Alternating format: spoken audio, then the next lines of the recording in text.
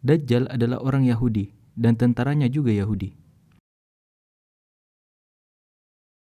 Dalam sebuah hadis dari Abdurrahman al-Muhairibi dan Ismail bin Rafi'i, ia berkata, maka Ummi Syuraik berkata, "Ya Rasulullah, di manakah orang Arab pada saat itu?"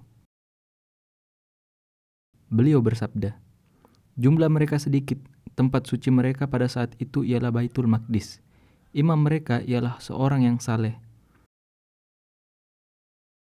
Tak kala imam mereka maju ke depan untuk mengimami salat subuh, tiba-tiba turunlah Isa ibnu Maryam kepada mereka. Maka imam pun mundur ke belakang supaya Isa maju. Maka Isa meletakkan tangannya di antara kedua pundak Al-Mahdi seraya berkata, 'Maju dan salatlah, karena salat itu diikamah untuk engkau.'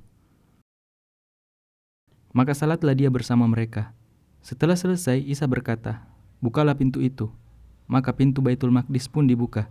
Dan ternyata di baliknya terdapat Dajjal, disertai 70.000 orang Yahudi yang semuanya membawa pedang berhias dan bermahkota. Tak kala Isa melihat Dajjal, maka hancurlah pedangnya seperti garam dalam air. Kemudian Dajjal pun kabur.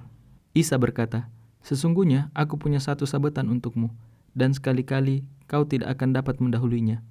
Maka Isa berhasil menyusulnya di dekat pintu Lut sebelah timur, dan Isa pun membunuhnya. Allah menghancurkan kaum Yahudi. Tidak ada satu benda pun yang diciptakan Allah Subhanahu wa Ta'ala dan digunakan oleh orang Yahudi untuk bersembunyi, melainkan ia ditakdirkan oleh Allah sehingga dapat berbicara dan mengatakan, 'Hai hamba Allah yang muslim, ini ada Yahudi, kemarilah dan bunuhlah dia.'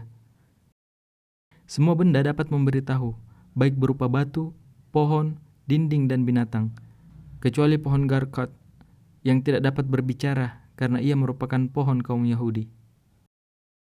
Demikianlah telah dikemukakan banyak hadis mutawatir dari Rasulullah sallallahu alaihi wasallam yang diriwayatkan dari Abu Hurairah, Ibnu Mas'ud, Utsman bin Abi Al-Ash, Ibnu Umamah, An-Nuwas bin Sam'an, Abdullah bin Umair bin Ash, Majwa bin Jariyah, Abu Syuraihah, dan Hudzaifah bin Usaid radhiyallahu anhu. Hadis-hadis ini menunjukkan penjelasan ihwal turunnya Isa alaihissalam dan tempatnya yaitu di Syria. Bahkan lebih khusus lagi yaitu di Damaskus di Menara Timur. Hal itu terjadi pada saat salat subuh. Kemudian Isa membunuh babi, menghancurkan salib, menghapuskan pajak, dan dia hanya menerima Islam sebagaimana telah dikemukakan dalam Asy-Syahihain sehingga mentahlah argumentasi ahli kitab dan lenyaplah kegalauan dalam diri mereka. Oleh karena itu, mereka semua masuk Islam dan menjadi pengikut Isa alaihissalam. Allah Ta'ala berfirman, dan tidak ada seorang pun di antara ahli kitab melainkan akan beriman kepadanya sebelum dia meninggal. Ayat ini sedana dengan ayat sesungguhnya dia merupakan tanda kiamat. Oleh ulama lain dibacalah a'lamun, yang berarti tanda dan petunjuk dekatnya kiamat.